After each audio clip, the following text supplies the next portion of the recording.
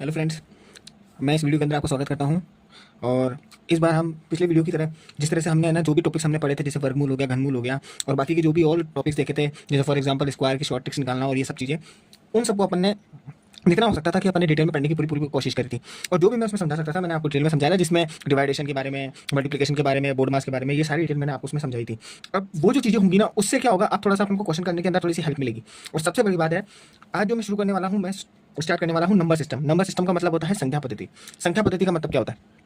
संख्या पद्धति का मतलब ये हो गया कि जो संख्याएं होती है ना, उन संख्याओं से है ना किस किस टाइप के कैसे कैसे क्वेश्चन बनते हैं। ये एक तरह से चैप्टर ही है और ये चैप्टर का नाम ही है और आपके है ना मैथमेटिक्स सिलेबस के अंदर मोस्ट इंपॉर्टेंट चैप्टर है, क्योंकि शुरुआत यहीं से होगी, बेसिक बेसिक टॉपिक से। तो इस चैप्टर का जो नाम है वो है अपने पास में नंबर सिस्टम। तो मैं यहाँ लिख देता हूँ अपने पास नंबर और ये हो गया आपके पास में सिस्टम, संख्या पद्धति। ठीक है, अभी संख्या पद्धति। अब जैसे अपने पास में क्वेश्चन है, क्वेश्चन से स्टार्ट करूंगा मैं सीधा। इसको जैसे जैसे क्वेश्चन आते जाएंगे ना, उसमें आपको पता लग जाएगा संख्या पद्धति का मतलब मैं किस किस टाइप के क्वेश्चन करवा रहा हूँ, क्योंकि इसको डिटेल के अंदर वो थ्योरेटिकली समझाना बेकार है, मैथमेटिकली तरीके से समझेंगे इन सब चीज़ों को। ठीक है, तो मैं पहला क्वेश्चन स्टार्ट कर रहा हूँ। देखो, पहला क्वेश्चन है, यदि दो संख्याओं का औसत 12 है और उन्हीं दो संख्याओं का गुणनफल 119 है, तो उन दो संख्याओं का अंतर कितना होगा? इस क्वेश्चन को वापस से रिपीट कर रहा हूँ और इस क्वेश्चन को समझना है और एक एक लाइन को मैं समझा रहा हूँ। यदि दो संख्याओं का औसत, अब यहाँ पे एक वर्ड आया है औसत। औसत का मतलब समझना चाहिए पहले, सबसे पहले एक एक चीज जो वर्ड आएगा, नए नए वर्ड्स आएंगे, उनको मैं थोड़ा थोड़ा डिटेल के अंदर समझाऊंगा, क्योंकि क्वेश्चंस को अपन करने में आसानी हो। सबसे पहला वर्ड आया है अपने पास में फर्स्ट, औसत। पहले औसत को समझ लेते हैं थोड़ा सा। ठीक है, औसत को इंग्लिश के अंदर बोलते हैं एवरेज। और मैं आपको एक जानकारी और दे दूं, एवरेज का पूरा एक अलग ही टॉपिक मैं आपको करवाऊंगा। ठीक है, लेकिन फिर भी मैं थोड़ा मोटा मोटा समझा देता हूँ। औसत को जब भी निकालते हैं ना, तो हमेशा ऊपर की तरफ में क्या होता है, आपको एक बेसिक सा फॉर्मूला होता है। इसका ज़्यादा कुछ डिटेल में नहीं बताना, मेरे को बस एक बेसिक फॉर्मूला बताता हूँ। जितनी भी संख्या होगी उन संख्याओं को ऊपर जोड़ देते हैं और जितनी संख्या होगी उतने का भाग लगा देते हैं। जैसे फॉर एग्जाम्पल मैंने आपके सामने कोई संख्या रखी, जैसे संख्या रख दी मैंने, जैसे 2, 4, 5 और 8 है। मैंने आपके सामने 4 संख्या दी थी कोमा लगा लगा के, मैंने बोला इन सबका औसत निकालो। तो आप औसत निकालने के लिए आपको क्या करना है, 2, 4, 5, 8 है ना, इन सबको 2, 4, 5 और 8 इन चारों को जोड़ देना है। जोड़ने के बाद में भाग लगाना है, और भाग लगाने के बाद में कितनी संख्या, 1, 2, 3, 4, 4 संख्या है तो 4 का भाग लगा दो आप। अब इसको हल करोगे तो 2 और 4 कितने हो गए, 6, 6 और 5 हो गए 11, 11 और 8 हो गए आपके 19। तो 19 के अंदर आप 4 का भाग लगाओगे। अब इसको सॉल्व करने पे आपका जो भी आंसर आएगा, जैसे फॉर एग्जांपल पॉइंट के अंदर आंसर आ जाएगा, जैसे 4 चौक 16 हो गया, फिर 4 चौक 16 के बाद में 19 में से 16 गए तो अपने पास 3 बचेंगे, 3 और 0 हो गया अपने पास में 30। तो 7 चौक हो जाएंगे 28, 28 का 7 लग गया, फिर उसके बाद में 2 और 1 0 लगा देंगे, तो 0 लगने के बाद में 20 और 4 के बारे में 20 आता है 5 बार में, तो ये 4.75 आपका इसका आंसर हो गया। आंसर होने का मतलब क्या हुआ? आंसर होने का मतलब ये हुआ कि आपने जो ये समीकरण था, या फिर समीकरण तो क्या कहेंगे इसको, एक नंबर सीरीज थी, इस नंबर सीरीज का औसत आपने क्या ज्ञात किया, 4.75। मतलब प्रत्येक संख्या 4.75 4.75 4.75 4.75 के पेयर पे बनी है। ठीक है, ये तो थोड़ा सा एक बेसिक था, मैंने एवरेज को समझा दिया। अब ये क्वेश्चन कुछ कुछ इससे रिलेटेड है, देखना। यदि दो संख्या का औसत 12 है, अब वो दो संख्या मुझे पता ही नहीं है, अब वो दो संख्या अपन को मन से माननी होगी। मन से कैसे मानेंगे, मैं आप जैसे फॉर एग्जांपल मैं लिखूंगा माना की, माना की। ठीक है, मन से कोई संख्या मान लेंगे, जैसे माना कि मैंने पहली संख्या, तो पहली संख्या मैंने पहली संख्या को माना x। ठीक है, ऐसे ही मैंने दूसरी संख्या को माना दूसरी संख्या को मैंने मान लिया, जैसे फॉर एग्जांपल y। ये मैं आपको समझाने के तौर पे ही इतनी बड़ी बड़ी डिटेल के अंदर लिख रहा हूँ। वहाँ इतना वक्त नहीं होता है, वहाँ गिनती के अपने पास 60 सेकंड्स होते हैं, 60 सेकंड के अंदर इसको फटाफट सोल्व करना होता है, 4 स्टेप 5 स्टेप के अंदर। लेकिन स्टार्टिंग है, स्टार्टिंग के अंदर अपन को डिटेल में समझना है, क्योंकि मैथमेटिक्स अपन शुरू से पढ़ रहे थे, इसलिए अपन धीरे धीरे क्वेश्चंस का लेवल बढ़ाते जाएंगे और एकदम से शॉर्ट ट्रिक में सीख जाएंगे। ठीक है, तो पहली संख्या मैंने x मानी, दूसरी संख्या मैंने y मानी। अब जैसे ये दोनों संख्या मैंने लिखी, तो दोनों संख्या लिखने के बाद में इसी लाइन के अकॉर्डिंग इसको क्वेश्चन को लिख देना है। कैसे? यदि दो संख्या का औसत 12 है, तो वो दो संख्या पहले क्या बन गई, x और y। तो इसको मतलब इसको मैं ऐसे लिख सकता हूँ, x, y। संख्या कितनी है, 2। अब दो संख्या है, तो दो संख्या है, तो आप एक काम करो, औसत का एक फॉर्मूला बना लो। फॉर्मूला क्या बनाओगे आप? फॉर्मूला ऐसे बना सकते हो, सभी संख्याओं का योग बटा सभी संख्या की टोटल संख्या, मतलब सभी कितनी संख्या है, ऐसे बना सकते हैं। जैसे फॉर एग्जांपल मैं इसका एक औसत, इसका एक फॉर्मूला बना लूं। फॉर्मूला ऐसे बना सकते हो, सभी संख्याओं का योग बटा उसके बाद में और कितनी संख्या। ये आप एक फॉर्मूला बना सकते हो, किसका बना सकते हो, औसत का। ठीक है ना, अब वही चीज अपन को लागू करनी है। मेरे पास में सभी संख्याओं का योग, यानी वो दो संख्याएं मेरे पास में कौन कौन सी है, x और y है, तो इन दोनों को जोड़ दो आप। तो यानी इसका मतलब आप ऐसे जोड़ दोगे x प्लस y, जोड़ दिया। जोड़ने के बाद में अभी संख्या कितनी थी, क्योंकि कितनी संख्या है, दो संख्या है ना, तो उसका भी तो भाग लगाना है। तो संख्या थी मेरे पास में 2, और उसका आंसर अपन को पहले ही दे रखा है। क्या दे रखा है? यदि दो संख्या को औसत ही 12 है, सीधा अपन को आंसर में 12 लिख रखा है, तो बराबर में 12 लिख दो आप। अब जैसे ही मैंने 12 लिखा, तो मैंने देखा कि यार यहाँ पे 12 लिखा हुआ है और बराबर के उस तरफ है, तो इसका मतलब मैं नीचे मान सकता हूँ 1। मैंने आपको पहले बताया था, कोई भी संख्या के नीचे अगर है ना अपन मन से 1 लगा दे तो कोई गलत नहीं है। ठीक है ना, अब यहाँ पे लगेगा वज्र गुणनफल मेथड। डिटेल में समझा रहा हूँ, ठीक है ना, छोटी छोटी बातें भी मैं थोड़ा सा है ना क्लियर कट करके ऐसे डायरेक्ट नहीं बताऊंगा, मैं थोड़ा थोड़ा समझाने की कोशिश करूंगा।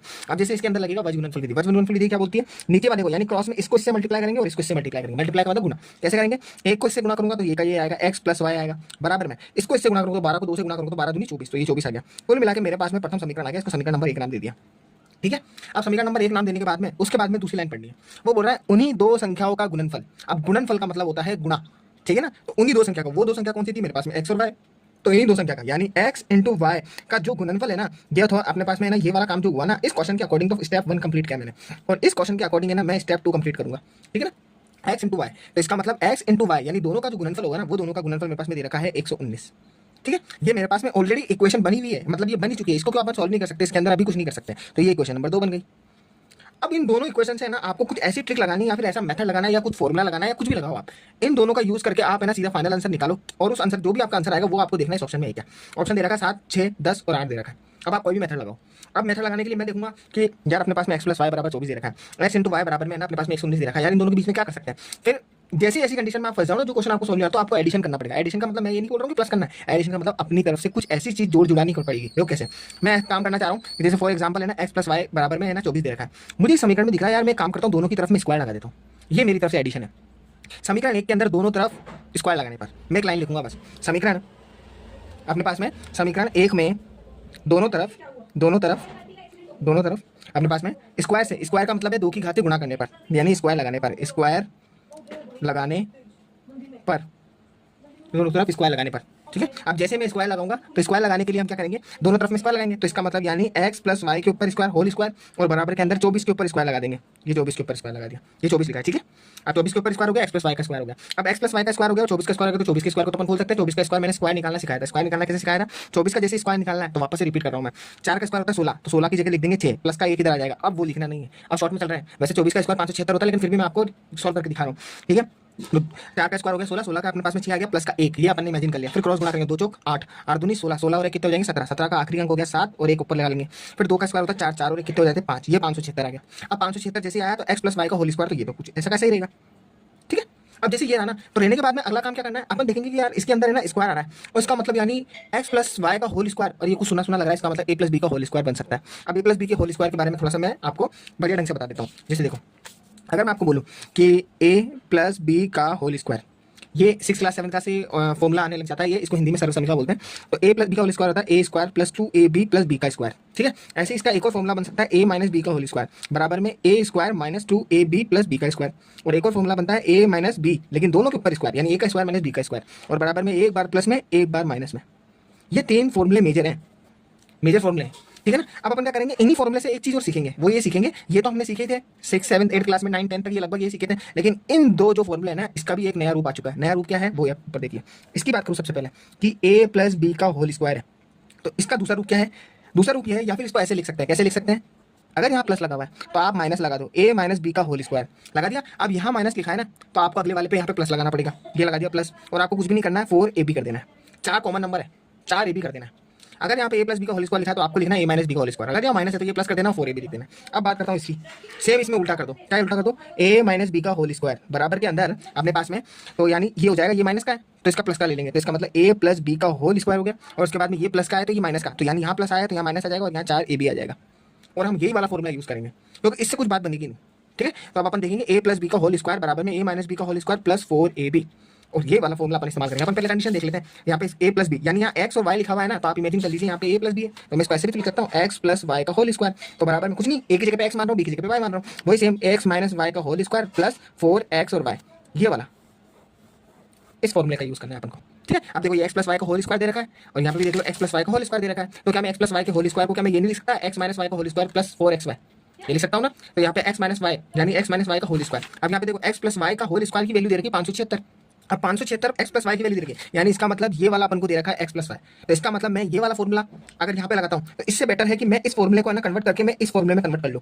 तो इस फॉर्मूले में कैसे कन्वर्ट कर लूँ, देखो इधर यहाँ पे वही x माइनस वाई के ऊपर होल स्क्वायर बराबर के अंदर x प्लस वाई के ऊपर होल स्क्वायर और माइनस का 4ab, अब सही रहेगा, x प्लस वाई का होल स्क्वायर है, ये रहा x प्लस वाई का whole square, x plus y के होल स्क्वायर के ऊपर है ना अपन अपने 576 यानी 576 यहाँ रख देंगे, माइनस 4 की जगह 4 ही रहेगा, ab मतलब x और y का दोनों का गुणा, ये रहा x और y का दोनों का गुणा अपने पास में दे रखा है, x और y का दोनों का गुणा 119 दे रखा है, तो अब आसान हो जाएगा। तो इनडायरेक्टली मैं ये कहना चाह रहा हूँ कि x माइनस वाई का होल स्क्वायर का फॉर्मूला लगाऊंगा मैं तो सीधा यहाँ पे इस जगह पे, तो फॉर्मूला पता ये लगेगा कि अपने पास में x माइनस वाई का होल स्क्वायर, तो इसका मतलब x माइनस वाई का whole square is equal to x plus y का होल स्क्वायर माइनस का 4 और उसके बाद में x और y। अब बस सॉल्व कर लो, वैल्यू पुट कर दो, x प्लस वाई का होल स्क्वायर इसकी वैल्यू दे रखी 576, वो 576 यहाँ रख दो 576 और माइनस 4xy यानी 4 गुना और xy की वैल्यू अपने पास में दे रखी है 119, तो ये 119 से गुना कर दो।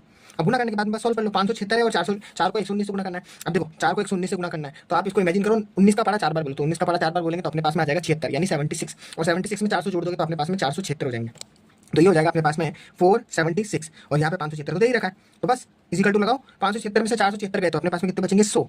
अब यहाँ पे 100 बचने के बाद में अगली कंडीशन अपने पास में क्या होगी, एक बेसिक सी कंडीशन आएगी बस, और कुछ भी नहीं है। जैसे 100 आ गया तो आप क्वेश्चन के अंदर उसने क्या पूछा था, उसने पूछा था उन दो संख्याओं का अंतर बताना है। तो अंतर का मतलब क्या हो गया, उसने ये पूछा x माइनस वाई का अंतर क्या होगा। अब आप बेसिक सी बात है, x माइनस वाई का अगर वो अंतर पूछ रहा है तो अपन को अंतर निकालने के लिए x और y पता होना चाहिए, लेकिन x और y की कंडीशन अपने पास में है नहीं। तो अपन क्या करेंगे, x माइनस वाई जो है ना उसके ऊपर होल स्क्वायर लगा हुआ है, और उसके बाद में मेरे पास में आंसर में जो आया है वो क्या है, मेरे पास आंसर के अंदर आया है 100। अब 100 आया तो यहाँ पे स्क्वायर है। अब जैसे यहाँ पे स्क्वायर है ना तो स्क्वायर यहाँ से हटेगा और हटने के बाद में यहाँ पे रूट लग जाएगा। ये कंडीशन है, मैं आपको पहले बताता हूँ, इसको समझाने के लिए थोड़ा सा मैं यहाँ पे बताता हूँ। जैसे मैं आपको बोलूँ यहाँ पे लिखा हुआ है x का स्क्वायर और बराबर में जैसे फॉर एग्जाम्पल यहाँ पे लिखा हुआ है जैसे 16। मैं आपको बोलूँ इसका x की वैल्यू बताओ, मुझे आप है ना x बराबर में आंसर बताओ, x का आंसर क्या होगा। तो आप बोलोगे कि यहाँ पे स्क्वायर लगा हुआ है। अगर एक जगह पे स्क्वायर लगा हुआ होता है इस जगह पे या फिर कहीं पे भी, अगर इधर भी होता तो इधर कंडीशन में आती है, अगर इधर है तो इधर कंडीशन जाएगी। अगर इसके ऊपर संख्या के ऊपर स्क्वायर है तो बराबर की दूसरी तरफ में क्या रूट लग जाता है, तो इसके ऊपर रूट लग जाएगा। तो इसका मतलब ये कुछ ऐसा हो जाएगा, x is equal to root और उसके बाद में 16। 16 का रूट मैंने आपको पहले बताया था, ये हो गया वर्गमूल, और ये वर्गमूल हो गया तो यानी 16। वो कौन सी वो दो संख्या है जिन दोनों को गुणा करने पर है ना 16 बनता है। तो आपको पता है 4, 4 का स्क्वायर 16 होता है और 16 का वर्गमूल 4 होता है। तो इसका मतलब इसका जो आंसर होगा वो x बराबर में 4 होगा। लेकिन वेट, मैं आपको एक बात और बता देता हूँ, इसके अंदर कभी भी आंसर रूट को खोल के निकलता है, आंसर हमेशा पॉजिटिव नहीं होता है। प्लस और माइनस इसकी दोनों कंडीशन हो सकती है, या तो वो प्लस का 4 भी हो सकता है या माइनस का 4 भी हो सकता है। खैर ये बात की बातें हैं, अभी अपन इस क्वेश्चन को सॉल्व करते हैं। तो अपने पास में सेम यही कंडीशन यहाँ लागू करेंगे। तो आप क्या करोगे, x माइनस वाई का होल स्क्वायर है तो स्क्वायर हटाओगे तो यहाँ का लग जाएगा रूट। तो ये जैसे रूट लगेगा तो ये कितना बन जाएगा 100, और आपको पता है 100 किसका रूट होता है, 100 होता है 10 का। तो फाइनली जो इसका आंसर आएगा ना वो 10 आएगा, क्योंकि अपन ये क्वेश्चन सॉल्व कर रहे हैं और आंसर पॉजिटिव में ले रहे हैं, तो पॉजिटिव में ले रहे हैं तो प्लस का 10 लेंगे इसका मेजर आंसर। और अब आप ऑप्शन में देखिए इसमें 10 का है, 7, 6, 10 और 8, ये आपके पास है 10। तो इसका जो फाइनल आंसर होगा वो ये होगा, ठीक है 10 होगा। ये पहला क्वेश्चन था, थोड़ा बड़ा था, इसको जान पूछ के मैंने ना बड़े क्वेश्चन को समझाने के लिए थोड़ा टाइम ज़्यादा ले लिया। क्यों, क्योंकि इसके अंदर 3-4 बातें नहीं थी, ठीक है। तो ये बताने के लिए ना मैंने इसको क्वेश्चन को थोड़ा सा बड़ा कर दिया। अब मैं आपको मिलूंगा नेक्स्ट वीडियो के अंदर। उस वीडियो के अंदर है ना थोड़े से आप है ना बेसिकली छोटे मोटे टाइप के क्वेश्चन करेंगे, जिसके अंदर मैंने बोर्ड मार्क्स के अंदर जो क्वेश्चन करवाए थे या उस टाइप के अंदर बेसिक टाइप के क्वेश्चन करेंगे, ठीक है। तो मैं आपको मिलूंगा नेक्स्ट वीडियो के अंदर, तब तक के लिए बाय।